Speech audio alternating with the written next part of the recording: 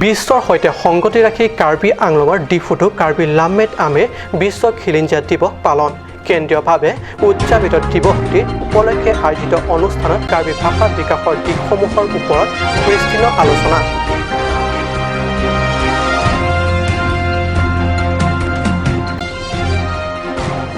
কাৰ্বি ছাত্ৰ সন্থাৰ সহযোগত পশ্চিম কাৰ্বি আংলং জিলাৰ ডংকা মোকামতো বিশ্ব খিলিঞ্জীয়া দিৱস উদযাপন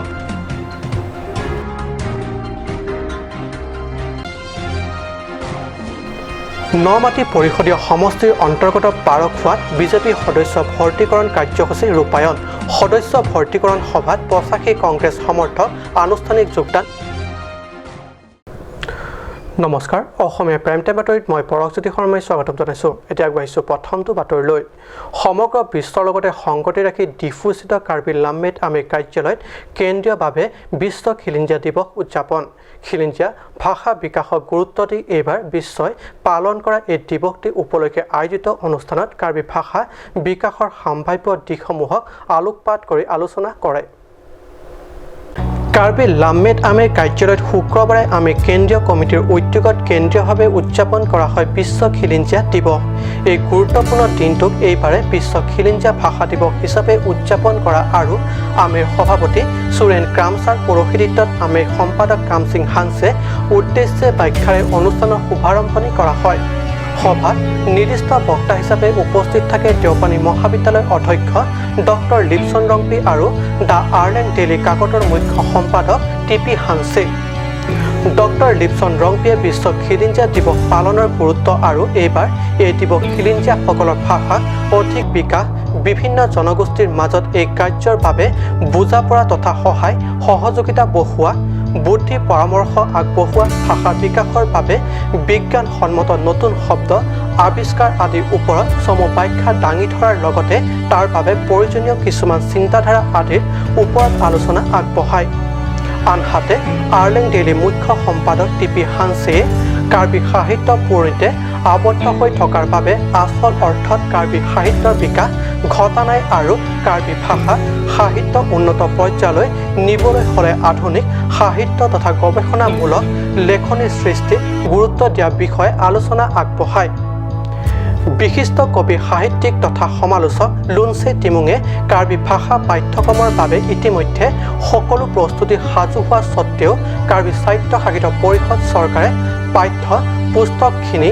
প্ৰকাশৰ ক্ষেত্ৰত কোনো খৰতকীয়া ব্যৱস্থা নকৰাৰ সন্দৰ্ভত দুখেৰে ব্যক্ত কৰে ইয়াৰ উপৰিও সভাত বিশিষ্ট লেখক ধনেশ্বৰ ইংতি আৰু চিকাৰী টিছৈও ভাষণ প্ৰদান কৰে উল্লেখ্য কাৰ্বি ভাষা অষ্টম সূচীত সন্নিৱিষ্ট কৰাৰ লগতে কাৰ্বি ভাষা লিখাটো বা কওঁতে ইংৰাজী অসমীয়া হিন্দী আদি শব্দ ব্যৱহাৰ নকৰাকৈ লিখা বা কোৱাৰ সপক্ষে আটায়ে মত পোষণ কৰে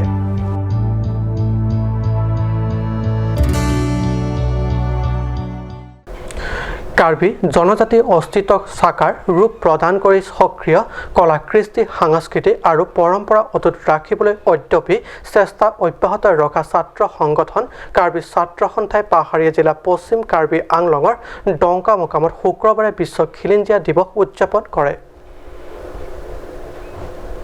পাহাৰীয়া জিলাখনৰ একমাত্ৰ আঞ্চলিকতাবাদী ৰাজনৈতিক দল ASDC ডংকামোকাম স্থিত কাৰ্যালয়ত অনুষ্ঠিত কৰা এই অনুষ্ঠানত কাৰ্বি সাহিত্য পৰিষদৰ প্ৰাক্তন কাৰ্যবাহী সদস্য জটছন বে মুখ্য অতিথি হিচাপে উপস্থিত থকাৰ লগতে কাৰ্বি ছাত্ৰ সন্থাৰ বিষয়ববীয়াসকল উপস্থিত থাকে Fortunately, United Nations has declared adopted to raise the language, culture and living standard of the all indigenous people.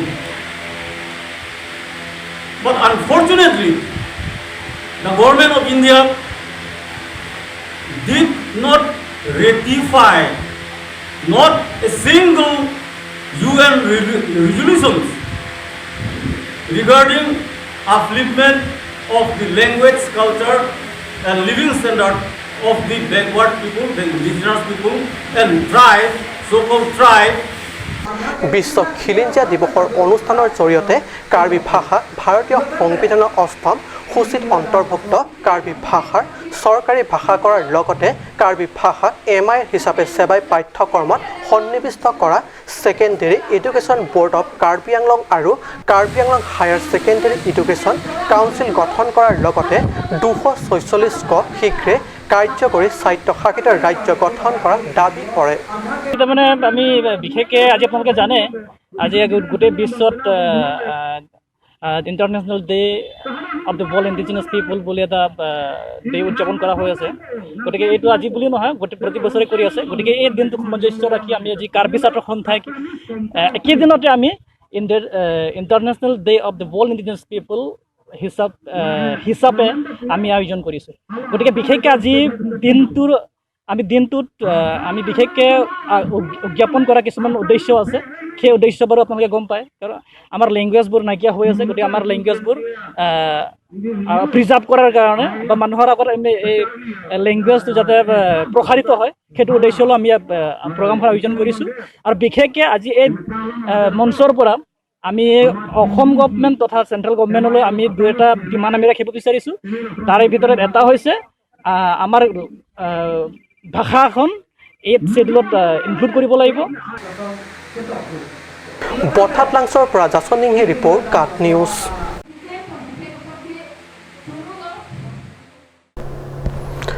Karbi আংলঙৰ নমাটি পৰিষদ সমষ্টিৰ অন্তৰ্গত পাৰখোৱাত শুক্ৰবাৰে অনুষ্ঠিত হয় বিজেপি সদস্য ভৰ্তিকৰণ সভাত সমষ্টিটোৰ 85 কংগ্ৰেছৰ সমৰ্থক আনুষ্ঠানিক যোগদান কৰে বিজেপিত।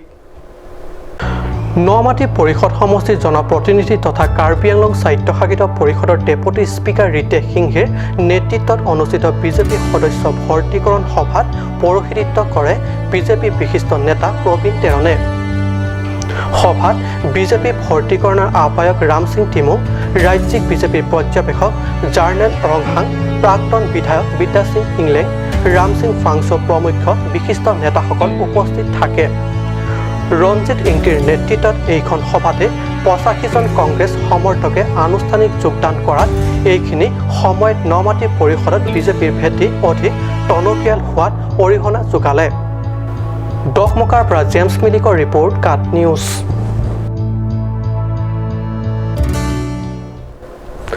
সমগ্ৰ দেশতে চলি আছে ভাৰতীয় জনতা পাৰ্টীৰ সদস্য ভৰ্তি অভিযান। ঠিক সেই সময়তে কাৰ্বি আংলঙৰ জিলাৰ বিজেপিৰ উদ্যোগতো স্বায়ত্তশাসিত পৰিষদৰ 26টা পৰিষদীয় সমষ্টিত বিজেপিৰ সদস্য ভৰ্তি অভিযান তুংগত তুলিছে। চচেং ধেণ্টা পৰিষদীয় সমষ্টিৰ জনপ্ৰতিনিধি তথা কাৰ্বি পৰিষদৰ কাৰ্যবাহী সদস্য কাছে ৰংপিপিৰ নেতৃত্বত ৰঙাগড়াত অনুষ্ঠিত এখনি গুৰুত্বপূৰ্ণ সভাত বিজেপি সদস্য ভৰ্তি কাৰ্যসূচী ৰূপায়ণ কৰা হয়।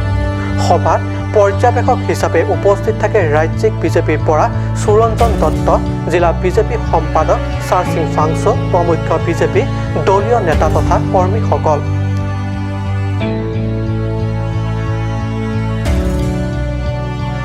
অতিথিসকলে ভাষণ প্ৰসংগত কয় যে দলৰ সদস্য ভৰ্তি অভিযানৰ যোগেদি ইয়াৰ সাংগঠনিক ভেটি অধিক মজবুত কৰিব লাগে।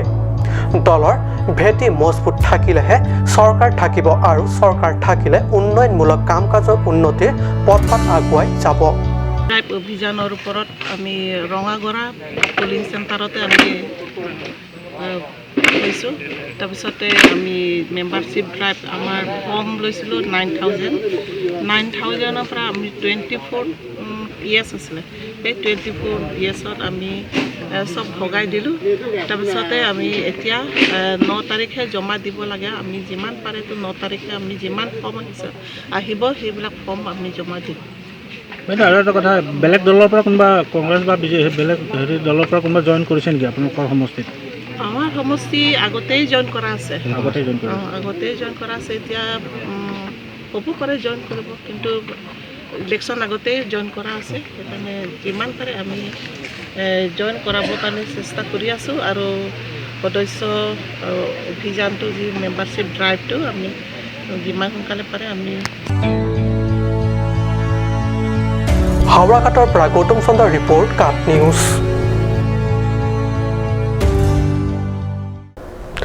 পশ্চিম কাৰ্বি আংলঙৰ খেৰণী বনা আঞ্চলিক কাৰ্যালয়ৰ অন্তৰ্গত ৱাটিজোৰত বনৰীয়া হাতীৰ সন্ত্ৰাসৰ সৃষ্টি নিশা খাদ্যৰ সন্ধানত বনা অঞ্চলৰ পৰা পোৱালিসহ ওলাই অহা এজাক বনৰীয়া হাতীৰ প্ৰৱেশ কৰে ৱাটিজোৰ ৩ নম্বৰ দাসবস্তি গাঁৱত নিশা খাদ্যৰ অনুসন্ধানত গাঁওখনত প্ৰৱেশ কৰা উক্ত বনৰীয়া হাতীৰ জাকটোৱে গাঁওখনৰ ধাননি পথাৰত কিছুদিন পূৰ্বে ৰুই উঠা ভুই আৰু কুঁহিয়াৰৰ খেতি আদি এফালৰ পৰা গছকি নষ্ট কৰে অৱশ্যে হাতীৰ জাকটো গাঁওবাসীয়ে খেদি পঠিয়াবলৈ চেষ্টা চলাই যদিও তাৰ মাজতে হঠাৎ গাঁওখনত বসবাস কৰা বিপুল দাস নামৰ লোকজনৰ ঘৰত আক্ৰমণ চলাই বাসগৃহ ভাঙি লণ্ডভণ্ড কৰে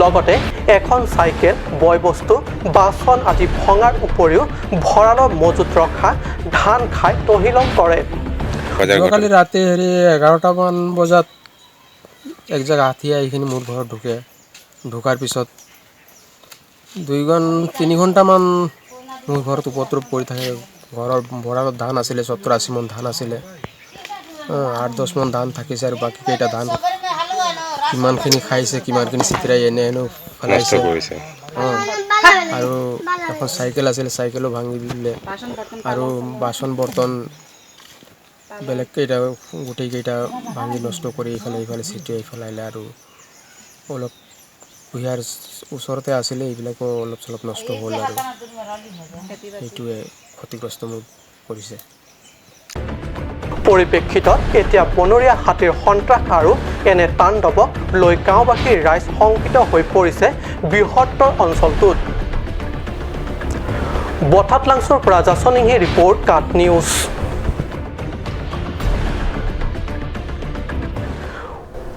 উত্তৰ পূৰ্বাঞ্চলকে ধৰি বিশ্বৰ বিভিন্ন কোণত সিঁচৰিত হৈ বছৰ বছৰ ধৰি বসবাস কৰি অহা কাৰ্বিসকলক এক মঞ্চত একত্ৰিত কৰাৰ প্ৰয়াস কাৰ্বি কুৰ্ফ কাচিং ৰুম আমিৰ ইতিমধ্যে এই সন্দৰ্ভত আমিৰ তৰফৰ পৰা গ্ৰহণ কৰা হৈছে বিভিন্ন কাৰ্যসূচী 3 পাহাৰীয়া জিলা পূব কাৰ্বি আংলং পশ্চিম কাৰ্বি আংলং আৰু ডিমা হাছাও জিলাৰ উপৰি উত্তৰ পূৰ্বাঞ্চলৰ লগতে অসম তথা বিশ্বৰ বিভিন্ন প্ৰান্তত বসবাস কৰা কাৰ্বিসকলক লৈ কাৰ্বি কুৰ্ফ আমিৰ মহৎ কৰি অহা মহৎ প্ৰয়াসৰ অংশৰূপে কেইবালানি কাৰ্যসূচী গ্ৰহণ কৰিছে আমিৰ কেন্দ্ৰীয় কমিটিয়ে উল্লেখযোগ্য যে যোৱা 6 জুলাই কাৰ্বি লাম্মেদ আমিৰ কাৰ্যালয়ত কাৰ্বি কুৰ্ফ আমিৰ আঞ্চলিক সমিতিক লৈ অনুষ্ঠিত সভাত লোৱা সিদ্ধান্ত অনুসৰি কাৰ্বি কুৰ্ফ আমিৰ পৰিৱৰ্তে কাৰ্বি কুৰ্ফ কাচিং ৰুম আমিৰ নামাকৰণ কৰা হয় আমি অহা 10 ছেপ্টেম্বৰত টাৰলাংছ সাংস্কৃতিক ক্ষেত্ৰত অনুষ্ঠিত সভাত বিগত 1951ৰ 17 ডিচেম্বৰৰ মতে গঠিত কাৰ্বি আংলং সীমা সন্দৰ্ভত বিশ্বৰ সিঁচৰিত থকা কাৰ্বিসকলৰ জনসংখ্যা গাঁৱৰ সংখ্যা 246ক কাৰ্যকৰী আদি কেইবাটাও গুৰুত্বপূৰ্ণ বিষয়ৰ ওপৰত আলোচনা হোৱা কথা কাট নিউজত জানিব দিয়ে সংগঠনটোৰ নেতৃত্বই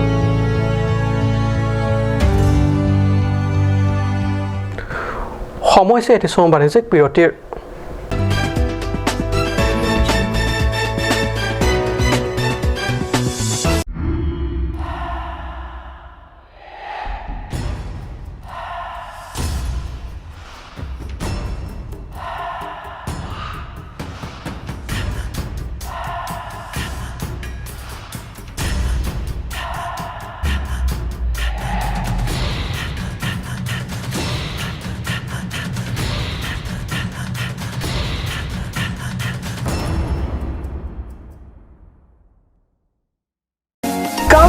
Come and test drive Nissan New Star India. Visit a nearest dealer at Dhanbi Motors. Authorized dealer of Nissan. 80 Road, Kutikala, opposite number 2 petrol pump, Hypergaon, Nagaon, 782002, Assam.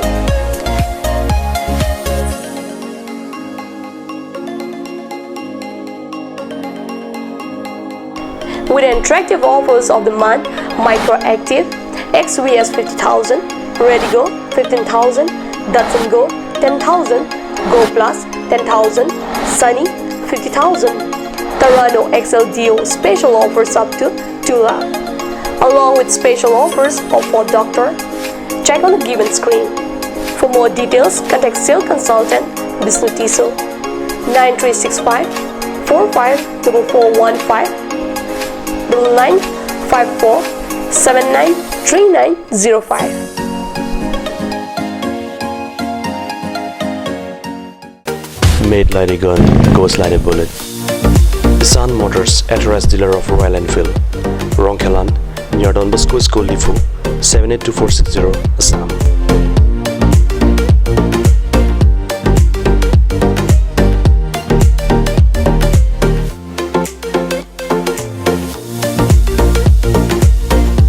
Easy finance are available here. Please contact 099 579 88 008 or 0789 61 69021.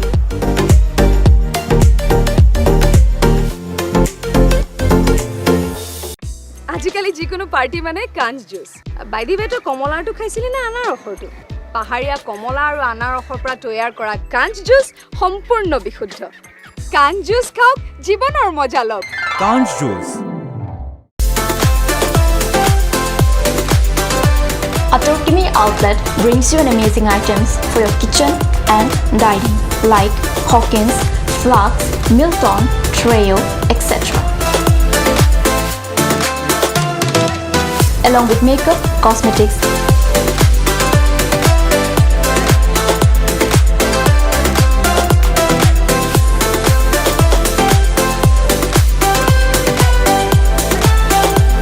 and grocery items are also available according to your needs.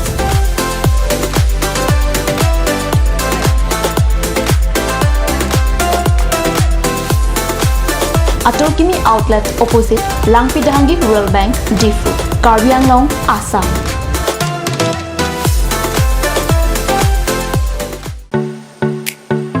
Simonjir Children Park cum picnic spot. A place to visit for sure. The park is filled with eye-catching flowers, some medicinal plants and nursery. A perfect place for your children and family.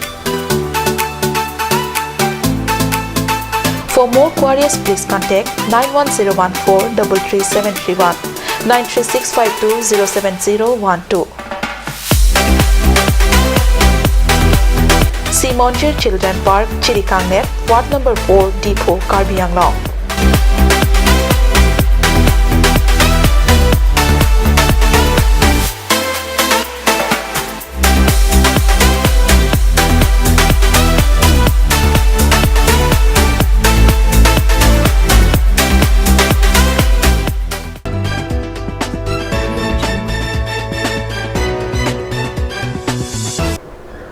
বিৰতিৰ পিছত পুনৰ বাতৰি মজিয়াত পশ্চিম কাৰ্বি আংলঙৰ উলুকঞ্জি আৰক্ষীয়ে অভিযান চলাই অসম মেঘালয় সীমান্ত উমলাফেৰ অঞ্চলৰ পৰা আটক কৰে কয়লাৰ দুগৰাকী মালিক সহ গাড়ীখনৰ চালক আৰু হেণ্ডিমেনক পশ্চিম কাৰ্বি আংলঙৰ উলুকঞ্জি আৰক্ষীয়ে অভিযান চলাই অসম মেঘালয় সীমান্ত উমলাফেৰ অঞ্চলৰ পৰা আটক কৰে কয়লাৰ দুগৰাকী মালিক সহ গাড়ীখনৰ চালক আৰু হেণ্ডিমেনক মেঘালয় পশ্চিম জয়ন্তীয়াৰ পাহাৰৰ পৰা উলুকঞ্জি হৈ AS1 BB16 নম্বৰৰ 12চকীয়া ট্ৰাকখনেৰে কয়লাখিনি জাগিৰোডলৈ নি থকা হৈছিল। আটকাধীন কয়লাৰ মালিক দুজন হামৰেনৰ জাগবীৰ তেৰণ আৰু দুৰ্মিনচন ৰংহাং বুলি জানিব দিয়ে উলুকঞ্জি আৰক্ষীয়ে। যোৱাকালি ৰাতি আমাৰ IC উলুকঞ্জি অফি বৈঠালাংটো চান্দাৰৰ যে উলুকঞ্জি আউটপোষ্ট আছে ইনচাৰ্জে এটা সিক্ৰেট খবৰ পাইছিলে যে এনেকৈ কয়লা ট্ৰাক এখন মেঘালয় ফালৰ পৰা আহিছে। তেওঁ এনেকৈ ৰাতিয়ে মুখ কৰিলে, ৰাতি ওলাই গ'ল পাৰ্টি লৈ পেলাই আৰু গৈ পেলাই ঠিক খবৰ পোৱা মতে উমলাফেৰ বুলি এটুকুৰা জেগা আছে উমলাফেৰ প্ৰায় উলুকুচিৰ পৰা 20 কিলোমিটাৰমান আঁতৰত। তো উমলাফেৰত আজি ৰাতিপুৱাৰ ভাগত ট্ৰাকখন ধৰিবলৈ সক্ষম হয় আৰু ট্ৰাকখনতে চেক কৰিলে কাগজ পাতি ডকুমেণ্টছ নাছিলে আৰু ট্ৰাকৰ ড্ৰাইভাৰ হেণ্ডিমেনৰ লগতে দুজন ব্যক্তিক এই ব্যক্তিৰ নাম ৱেষ্ট কাৰ্বি আংলঙৰে হয় তেওঁলোক কাৰ্যায়ত্ব কৰিবলৈ সক্ষম হয় আৰু ট্ৰাক আৰু যিখন ধৃত ব্যক্তিকেইজনক অলৰেডি আমাৰ উলুকুচি অফিলৈকে অনা হৈছে। তেওঁলোক সোধপোছ চলি আছে আৰু আইনগত ব্যৱস্থা লোৱা হ'ব।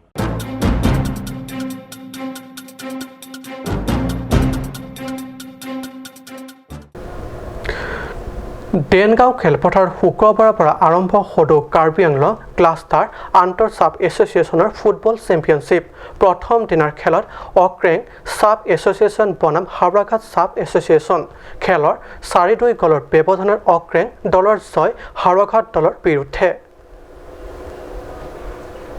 ফুটবল খেলৰ শুভাৰম্ভণি উপলক্ষে আয়োজিত অনুষ্ঠানত স্বায়ত্তশাসিত পৰিষদৰ ডেপুটি স্পীকাৰ ৰিতেশ সিংঘি উপৰিও কাছাৰ উপসভাপতি বৰসিং ক্ৰো ৰাষ্ট্ৰীয় পৰ্যায়ত ৰেফাৰ ৰিজেন বসুমতাৰী লাংহিন স্পৰ্টছ এছ'চিয়েশ্যনৰ সাধাৰণ সম্পাদক নাৰায়ণ বসুমতাৰী নমাটি ভিডিচি অধ্যক্ষ জ্যোতি টিমুং প্ৰমুখ বিশিষ্ট দলীয় নেতা তথা কৰ্মীসকল উপস্থিত থাকে আনহাতে আজি প্ৰথম দিনৰ খেলত অক্ৰেঙৰ চাব এছ'চিয়েশ্যনে হাওৰাঘাট চাব এছ'চিয়েশ্যনৰ বিৰুদ্ধে খেলত অৱতীৰ্ণ হয় খেলৰ প্ৰথমাৰ্ধত অক্ৰেঙৰ দলে হাওৰাঘাট দলৰ বিৰুদ্ধে 2টা গ'ল দিয়ে প্ৰত্যুত্তৰত হাওৰাঘাট দলে দিয়ে 1 গ'ল জিৰণি সময়লৈকে হাওৰাঘাট দলে অক্ৰেঙৰ দলক পুনৰ 1 গ'ল দিয়াত খেলত হৰা-জিকা সমান হয় দ্বিতীয়াৰ্ধত অক্ৰেঙৰ দলে পুনৰ 2টা গ'ল হাওৰাঘাট দলৰ বিৰুদ্ধে দিয়ে আৰু এইদৰে অক্ৰেঙৰ দলে 4-2 গ'লত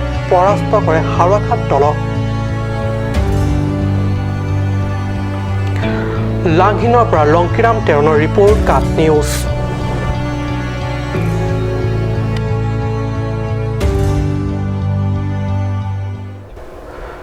আজি অসমীয়া প্ৰাইম টাইম বাতৰি ইমানতে সামৰিছোঁ ধন্যবাদ